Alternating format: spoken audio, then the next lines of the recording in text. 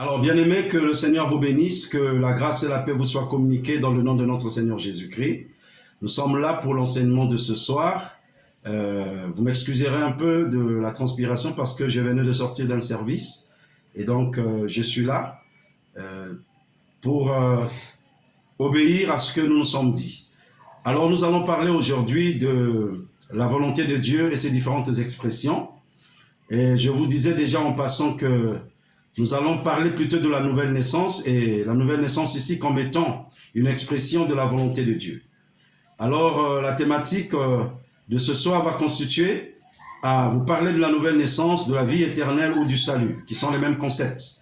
Et nous allons montrer ce que c'est que la nouvelle naissance en premier point. Nous allons vous parler des fondements de la vie éternelle et de la nouvelle naissance. Et nous vous parlerons aussi au troisième point des conséquences bien-aimées ou les bénéfices de la nouvelle naissance. Nous parlerons aussi des signes visibles et pratiques de la nouvelle naissance. Et nous parlerons aussi de comment faire pour avoir la vie éternelle ou comment expérimenter la nouvelle naissance. Et enfin, au sixième point, je vous partagerai comment se maintenir et grandir, bien-aimés, dans la vie éternelle. Alors, avant, bien-aimés, d'aborder les questions ou la question de la nouvelle naissance, je voudrais que vous sachiez que ce dont, bien-aimés, nous allons parler à propos relève d'une partie de l'enseignement, d'une partie de l'enseignement sur la volonté de Dieu et ses différentes expressions. Ceci, bien-aimé, pour assurer tout le monde. Bien entendu que nous n'avons pas dérogé à notre règle puisque nous avions annoncé que nous parlerons de la volonté de Dieu et de ses différentes expressions. Donc, c'est pourquoi aujourd'hui, bien-aimé, en anticipant un peu sur une partie de la nouvelle naissance, qui en réalité était un peu en bas de ce que j'allais dire, mais j'anticipe, je mets cet enseignement un peu devant pour tenir compte un peu de la sensibilité, bien aimé, de l'assistance de la plateforme, puisque nous avions reçu de nouveau, et je pensais qu'il était de bon aloi, plutôt que de commencer à parler déjà des choses qui pourront prêter à confusion dans les esprits de certains. J'ai pensé qu'il fallait commencer par leur parler de la nouvelle naissance, ce qui donnerait la possibilité à tout le monde de s'assurer, d'abord, avant tout, qu'on est enfant de Dieu. Peut-être qu'il y en a là sur la plateforme qui n'ont jamais compris ce que c'est que être enfant de Dieu. Ils ont peut-être accepté Jésus dans leur cœur, ils se sont peut-être repentis de leurs péchés, mais ils n'ont jamais compris la quintessence, bien-aimée, de la nouvelle naissance. Alors, ceci me permettrait à la fois de donner la possibilité aux nouveaux qui sont venus d'être des enfants de Dieu, de comprendre ce que c'est que les enfants de Dieu et de s'engager avec une conscience bien-aimée, bien claire. Et aussi à ceux qui sont là, d'être édifiés sur la question de la nouvelle naissance. Et une fois qu'on aura parlé de la nouvelle naissance, il est évident que nous reviendrons, bien-aimés, à notre déroulement normal, si vous voulez bien, selon que le Saint-Esprit me l'a inspiré. Alors, d'abord, en parlant, bien-aimés, de la volonté de Dieu, qui est liée à notre nouvelle naissance. Il est important, bien-aimé, pour nous de lire avant tout, bien-aimé, le passage de Jean, le chapitre 6, le verset 37, n'est-ce pas, jusqu'au verset 40. Alors, je vais faire la lecture rapidement. Il nous est dit, « Tous ceux que le Père me donne, c'est Jésus qui parle, viendront à moi, et je ne le mettrai pas dehors, je ne mettrai pas dehors celui qui vient à moi. Car je suis descendu du ciel pour faire non ma volonté, mais la volonté de celui qui m'a envoyé. Or, la volonté de celui qui m'a envoyé, c'est que je ne perde rien de tout ce qu'il m'a donné, mais que je le ressuscite au dernier jour. La volonté de mon Père, dit-il, c'est que quiconque voit le Fils et croit en lui ait la vie éternelle et que je le ressuscite au dernier jour. » Vous avez entendu, Jésus lui-même parle ici de la volonté de son Père. Et la volonté de son Père en question, c'est que lui, Jésus, ne perde pas aucun de ceux que Dieu lui a donnés. Qu'il ne perde pas aucune des âmes que Dieu lui a données. Et la question que j'aimerais poser ce soir, c'est de savoir comment est-ce que Dieu emmènera les âmes vers Jésus. Comment est-ce que Jésus aura la possibilité d'avoir ces âmes pour ne pas qu'il les perde. Puisqu'il est clair que Jésus nous a révélé, bien aimé, la mission que le Père l'a assignée. Quand il quitte le ciel, il dit en venant sur la terre, bien aimé, il a une mission. Et la mission, bien-aimée, c'est qu'il ne perde aucun de ce que le Père lui a communiqué. Alors, bien-aimés, vous comprenez pourquoi donc Jésus lui-même, avant qu'il n'aille au ciel, quand il est ressuscité de mort, dans Matthieu 28, au verset 19 à 20, il dira à ses disciples, allez de par le monde prêcher la bonne nouvelle. Il leur dit, oui, prêchez la bonne nouvelle, baptisez au nom du Père, du Fils et du Saint-Esprit. Apprenez aux gens, n'est-ce pas, d'observer tout ce que je vous ai instruit. Apprenez-leur à observer tout ce que je vous instruis. Alors, bien aimé, c'est ce que nous sommes venus faire. Jésus a dit, allez de par le monde, prêchez la bonne nouvelle. C'est le meilleur moyen, n'est-ce pas, d'aller donner la possibilité, bien aimé, aux gens, que Dieu les approche de Jésus. Donc, c'est ce que nous sommes en train de faire ce soir. C'est pourquoi nous avions élargi le groupe. Bien aimé, à bien d'autres personnes, peut-être qui ne connaissent pas Dieu. Nous sommes en train de faire la mission de Matthieu 28, les versets 18 à 19. Nous sommes en train d'aller de par le monde. Et, bien aimé, il faut comprendre que, à l'heure, bien aimé, de la technologie, à l'heure, bien aimé, de l'autoroute, bien aimé, de la communication qu'on appelle Internet, nous devons toucher les confins de la terre, bien aimé, par la prédication. Bien aimé, le Seigneur nous a révélé sa volonté dans sa parole. Il a dit, il ne viendra que si, bien aimé, le dernier reçoit la parole de Dieu. Et pour que le dernier reçoive la parole de Dieu, il faut que la parole de Dieu aille jusqu'aux extrémités de la terre. Or, le moyen le plus sûr actuellement pour toucher les confins de la terre, bien aimé, c'est par l'Internet, c'est par les réseaux sociaux. Tout le monde est affilié désormais aux réseaux sociaux. Alors, si nous ne pouvons pas utiliser, bien aimé, oui, à bon escient les réseaux sociaux pour vulgariser la parole de Dieu, pour prêcher la parole de Dieu à bien d'autres, comment voulez-vous que Dieu puisse approcher les âmes à Jésus? Comment voulez-vous que Dieu donne les âmes à Jésus pour que Jésus les préserve, pour que Jésus les garde, pour que Jésus, bien aimé, n'en perde aucune? Bien aimé, c'est là donc, bien aimé, la grande question. C'est pourquoi nous sommes là, nous allons dans le monde, à travers, bien aimé, l'Internet, à travers WhatsApp, à travers Facebook, à travers Instagram, pour apporter la parole de Dieu à tout le monde. Bien aimé, c'est important de le comprendre. Oui, la Bible déclare, dans le livre de Romains, le chapitre 10, les versets 14 à 15, comment invoqueront-ils celui en qui ils n'ont pas cru? Comment y aura-t-il des prédicateurs s'ils ne sont pas envoyés? Selon qu'il est écrit qu'ils sont beaux les pieds de ceux qui annoncent la paix, de ceux qui annoncent la bonne nouvelle. Bien aimé, c'est la question qu'on nous pose. Comment est-ce que les gens invoqueront-ils, bien aimé, le Dieu en qui ils n'ont pas cru? Comment est-ce que ceux-là, bien aimé, pourront, bien aimé, oui, répondre à l'appel de Dieu s'il n'y a personne qui prêche? Vous comprenez donc la question fondamentale de prêcher, d'exhorter, bien aimé, de chaque enfant de Dieu, et même d'apporter la parole de Dieu, bien aimé, dans nos milieux de prédilection, dans nos maisons, dans nos lieux de travail, dans nos loisirs, partout où nous partons, bien aimé, nous devons saupoudrer la parole de Dieu à tout le monde. C'est une mission, bien aimé, plus que jamais urgente. C'est pourquoi, je répète encore, bien aimé, la plateforme Gloire de l'Éternel est ouverte à tout le monde. Elle est ouverte à tout le monde.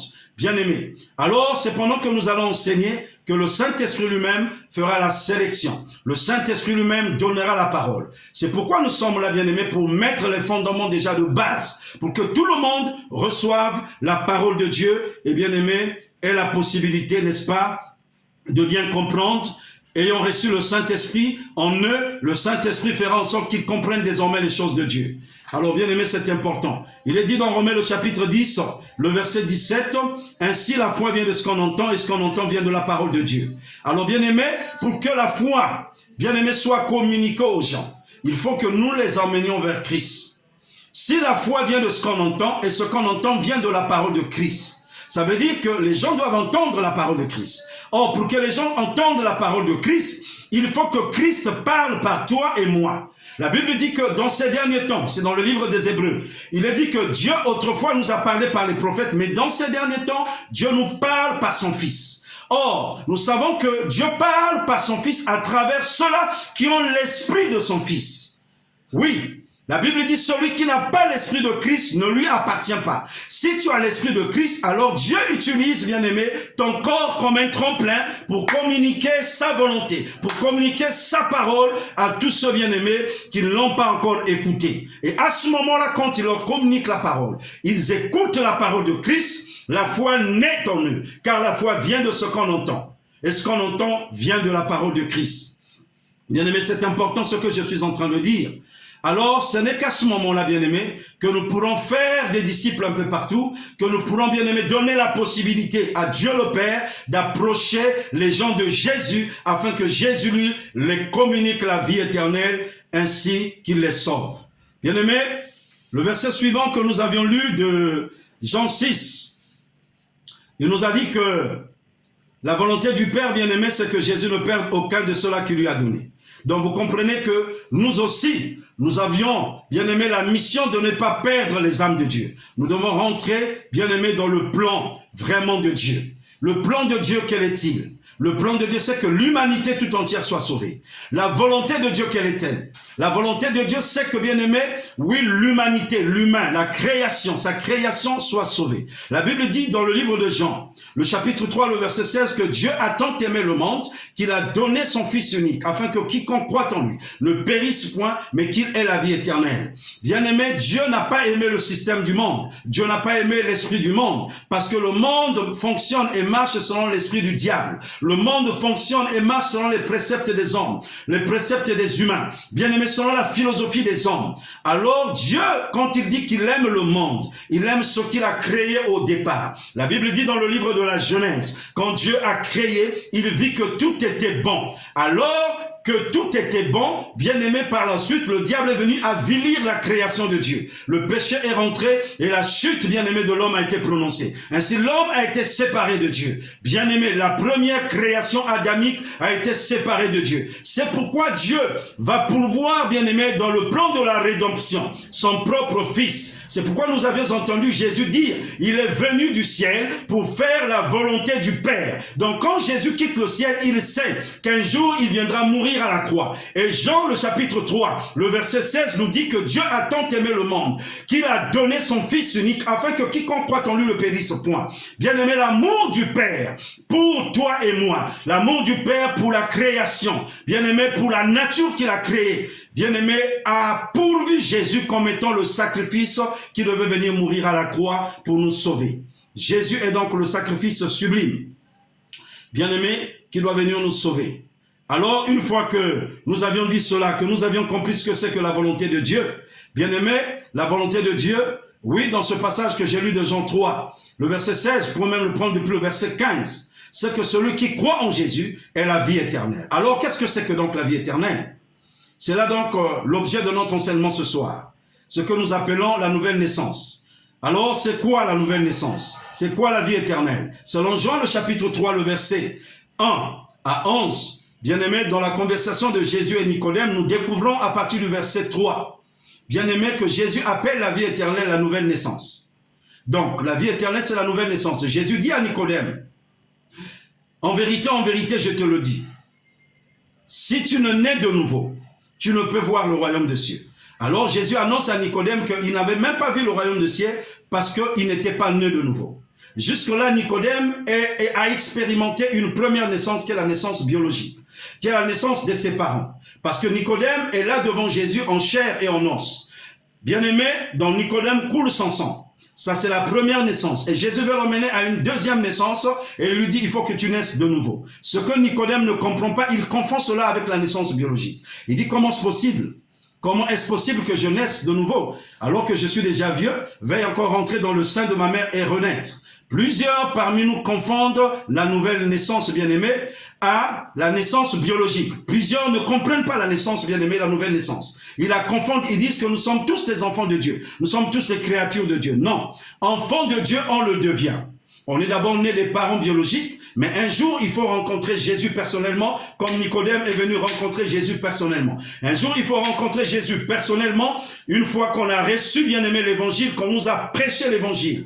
Une fois, bien-aimé, que l'évangile a été annoncé, la foi de Dieu nous a été communiquée, on a fait cette rencontre personnelle avec Jésus. Alors, Jésus nous communique la vie éternelle, Jésus nous fait naître en Dieu. Jésus nous fait passer, bien-aimé, à la nouvelle naissance. Bien-aimé, au verset 5, Jésus va dire toujours à Nicodème, je n'ai pas le temps d'entrer dans la lecture de ce passage, puisque je suis en train de faire des courts enregistrements. Alors Jésus va dire à Nicodème au verset 5, il va lui dire, en vérité, je te le dis, Nicodème, si un homme ne naît d'eau et d'esprit, il ne peut entrer dans le royaume des cieux. Là, Jésus nous annonce une nouvelle chose. La nouvelle naissance, ou la naissance bien-aimée, la vie éternelle, c'est la naissance de l'eau et de l'esprit. L'eau symbolise la parole de Dieu et l'esprit symbolise l'esprit de Dieu. Les deux doivent fusionner pour que, effectivement, que quelqu'un naisse de nouveau. Jésus lui a dit, ne te donne pas que je t'ai dit, il faut que tu naisses de nouveau. Ce qui est né de la chair est chair. Jésus fait bien la distinction entre la naissance de la chair et la naissance de l'esprit. Et ce qui est né de l'esprit, dit-il, est esprit. Et nous découvrons ici encore que la nouvelle naissance, au verset 5, est une naissance de l'esprit. Alors, bien-aimés, nous poursuivons la lecture. Dans Jean, le chapitre 1er, les versets 12 à 13, là, nous voyons que la nouvelle naissance, c'est la naissance de la volonté de Dieu. Là, Jean qui rend le témoignage. Par rapport au témoignage que Jean-Baptiste va rendre de Jésus, il nous dit ici que la lumière était venue chez les siens et les siens ne l'ont point reçue, mais à tous ceux qui ont reçu cette lumière qui était au départ la parole de Dieu, qui était Dieu, qui a créé toutes choses, à tous ceux qui l'ont reçu, Dieu leur a donné le pouvoir de devenir enfants de Dieu. Et ce pouvoir que Dieu leur donne, c'est le Saint-Esprit qu'ils reçoivent, qui fait d'eux des enfants de Dieu. Dieu leur donne le pouvoir de devenir les enfants de Dieu, lesquels sont nés. Non de la volonté de la chair, ni du sang, ni de la volonté de la chair, ni de la volonté de l'homme. Dieu exclut d'emblée la nouvelle naissance, bien aimé, à la volonté biologique, à la volonté de la chair. Vous comprenez ici qu'il y a deux volontés, bien aimées, qui peuvent faire que quelqu'un naisse. Il y a la volonté de l'homme qui donne la naissance biologique, mais il y a la volonté de Dieu qui donne, bien aimé, à quelqu'un de naître en Dieu. Donc la nouvelle naissance, ou la naissance, bien aimée, de l'esprit, est aussi appelée la naissance, bien aimée, de la volonté de Dieu. Alors, nous avons aussi le passage de 2 Corinthiens 5 et 17 que nous citons souvent. Nous disons que si quelqu'un est en Christ, il est devenu une nouvelle création. Les choses anciennes sont passées et voici toutes choses sont devenues nouvelles. Alors, ce passage-là nous montre aussi, bien aimé, que la nouvelle naissance en question, ou la vie éternelle, ou encore la naissance en Dieu, ou la vie de l'esprit, bien aimé, est aussi appelée la nouvelle création. Puisque la Bible dit, si quelqu'un est en Christ, c'est-à-dire si quelqu'un est né en Christ, si quelqu'un a accepté Christ, la Bible dit qu'il est devenu une nouvelle création. C'est pourquoi la dernière fois quand je vous parlais, bien aimé, au sujet de la création adamique qui est l'ancienne création, je vous disais que ceux qui sont nés de Dieu sont devenus une nouvelle création. En réalité, ils sont nés au sein, au niveau de leur esprit. L'esprit est là, puisque Jésus lui-même a dit que, oui, ceux qui croiront en lui, des sources d'eau vive couleront de leur sein, parlant du Saint-Esprit. Alors, quand ils sont nés de Dieu, Dieu les a recréés. Dieu les a régénérés, bien-aimés. En Christ, ils ont été recréés en Christ. C'est pourquoi on les appelle la nouvelle création. C'est une nouvelle race. Il faut que tu l'admettes. Bien sûr, tu te vois avec le sang, avec la chair, avec le même corps, et tu te dis, mais comment est-ce que Dieu m'a recréé? Ça se passe au niveau de ton esprit. Tu ne comprends pas parce que tu te dis, tu confonds la nouvelle naissance à la naissance biologique, tu vois le corps. Comme Jean-Baptiste, il voyait son corps. Mais tu dois commencer à parler comme Dieu parle. Tu dois commencer à dire les choses, à comprendre les choses comme Dieu, bien-aimé, est en train de te les annoncer. C'est une nouvelle création. Bien-aimé, la création en Dieu, la création en Christ est une nouvelle création. Les choses anciennes sont passées et toutes choses sont devenues nouvelles. C'est pourquoi celui qui est né bien-aimé en Christ échappe, je dis bien échappe aux malédictions de sa famille. La Bible dit que en Christ nous sommes devenus une nouvelle création. Les choses anciennes sont passées. Si dans ta famille il y avait les malédictions, si dans ta famille bien-aimé on était en train de maudire ta famille parce que la sorcellerie vient par les liens du sang. Et la Bible dit que l'âme est attachée dans le sang. Alors, si donc dans ta famille, ton père ou ta mère était sorcier, à ce moment-là, bien-aimé, si tu n'as pas Christ, la sorcellerie t'atteint. Les gens iront fouiller dans les origines de ta famille, ils vont t'atteindre. Mais le jour où tu deviens enfant de Dieu, tu ne fonctionnes plus selon la chair. Tu ne fonctionnes plus selon l'homme adamique. La Bible dit que le premier Adam est devenu une âme vivante. C'est-à-dire qu'il a donné, bien-aimé, il a procréé, bien-aimé, une génération des gens qui sont devenus des âmes vivantes. Des gens qui agissent selon la pulsion de leur âme. C'est-à-dire selon la pulsion, bien-aimé, de la chair. Selon la pulsion du corps. C'est ainsi que la Bible déclare que le premier Adam, bien-aimé, étant devenu une âme vivante, étant donné qu'il a péché, toute la création, bien-aimé, qui est venue après lui, a aussi péché parce qu'il a communiqué le gène du péché, bien-aimé, à cette création. Avant que nous n'ayons reçu Christ, nous étions tous privés, bien-aimés, de la gloire de Dieu. Nous étions tous, bien-aimés, des hommes pécheurs. Et la Bible dit, dans Romains 3, le verset, bien-aimé, 23, que tous ont péché et sont privés de la gloire de Dieu. Mais ils sont gratuitement justifiés par le moyen de la rédemption qui est en Christ. La rédemption en Christ est arrivée après. Dieu va nous justifier. Dieu va nous déculpabiliser après. Dieu, bien-aimé, va ôter la culpabilité qui était sur nous, qui pesait sur nous, une fois que nous acceptons Jésus. C'est de ça que je suis en train de parler ce soir. Il faut que vous me compreniez très bien. Alors, si nous appartenons toujours, bien-aimés, à l'ancienne création qui est la création adamique, ça veut dire nous gissons sous le poids de la malédiction de nos parents.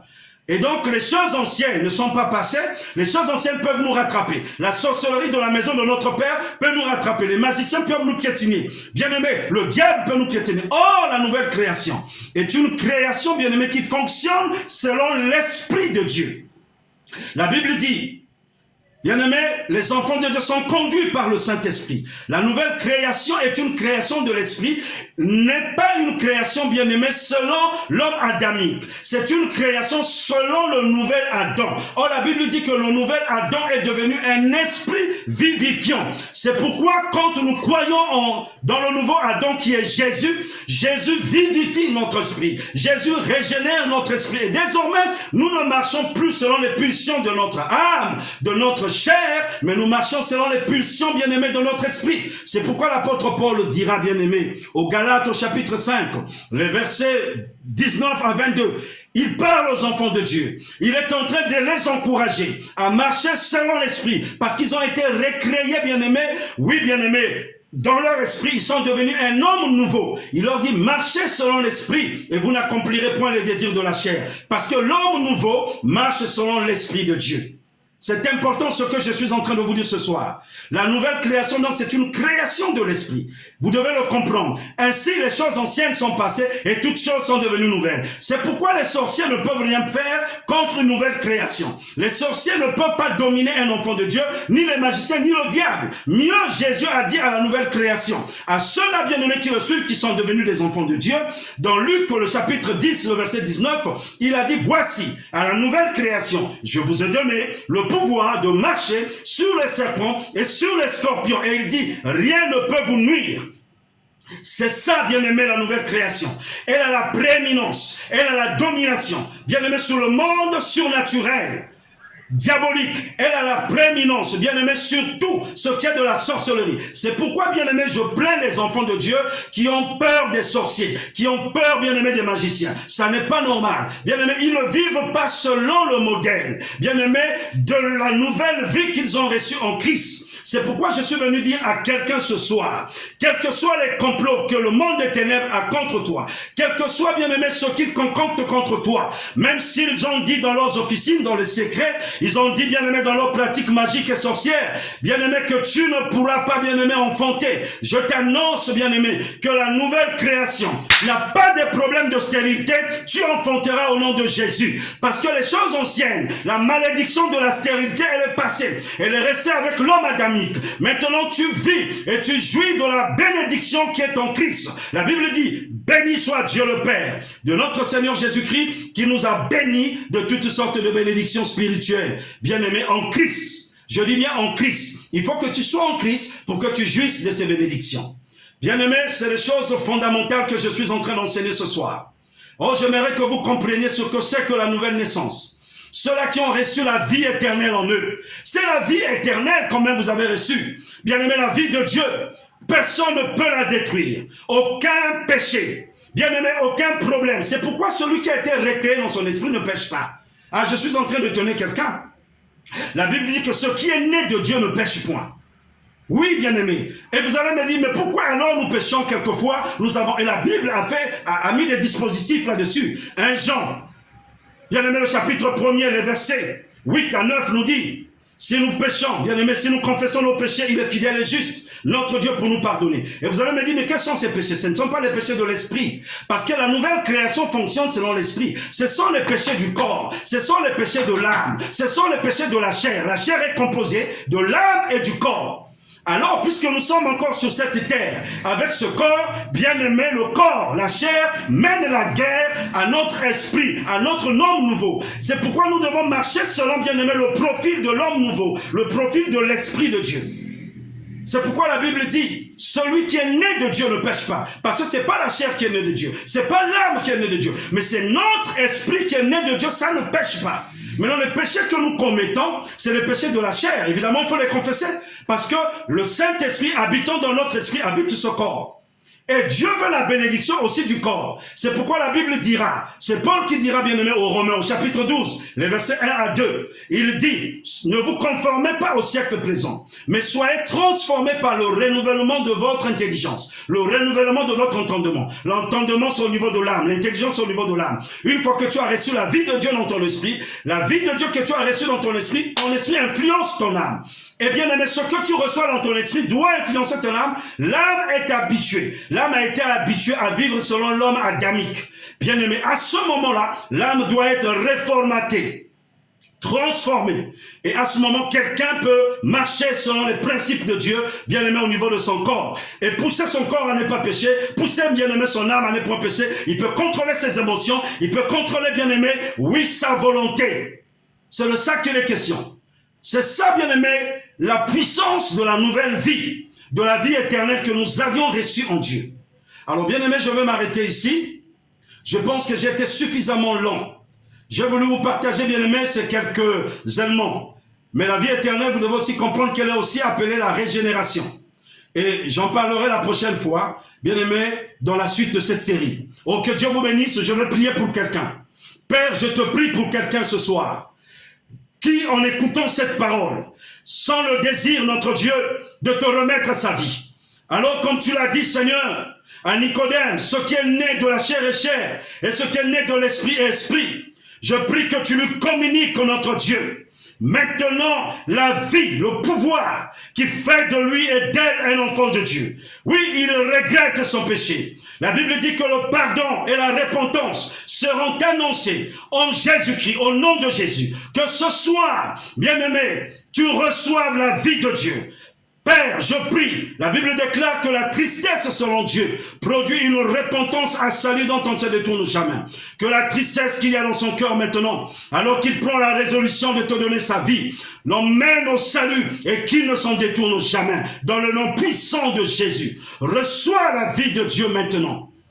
Bien-aimé, je déclare que maintenant que tu as la vie de Dieu, que celui qui a la vie de Dieu, tu n'as plus à craindre ni les sorciers ni les magiciens. Jésus a dit à Nicodème, celui qui est né de l'esprit, il est comme du vent. Le vent souffle là où il veut. On entend le bruit et on ne sait pas d'où il vient, d'où il va. Maintenant que tu es né de l'esprit, je suis en train de déclarer que les sorciers ont perdu ton contrôle. Ils ont perdu le contrôle de tes objets. Ils vont aller fouiller dans les origines des liens de ta famille, dans le sang de la famille. Ils ne te trouveront pas parce que désormais, la vie de Dieu influence ton sang. Désormais, tu échappes. Tu n'es plus, oui, la même espèce, mais tu es une nouvelle race de Dieu. Au nom de Jésus, les choses anciennes sont passées. La maladie qui te sévissait est passée. J'appelle le temps de grâce sur ta vie. Reçois maintenant la guérison par les meurtrissures de Jésus-Christ. Soyez bénis ce soir, bien-aimés. Recevez les temps de rafraîchissement dans vos maisons. Et que Dieu se glorifie davantage dans vos vies, dans le nom de Jésus. Soyez bénis. Amen. Bien-aimés, Dieu voulant, nous allons nous retrouver donc demain pour la suite, bien-aimés, de cet enseignement. Alors nous allons nous arrêter là-dessus.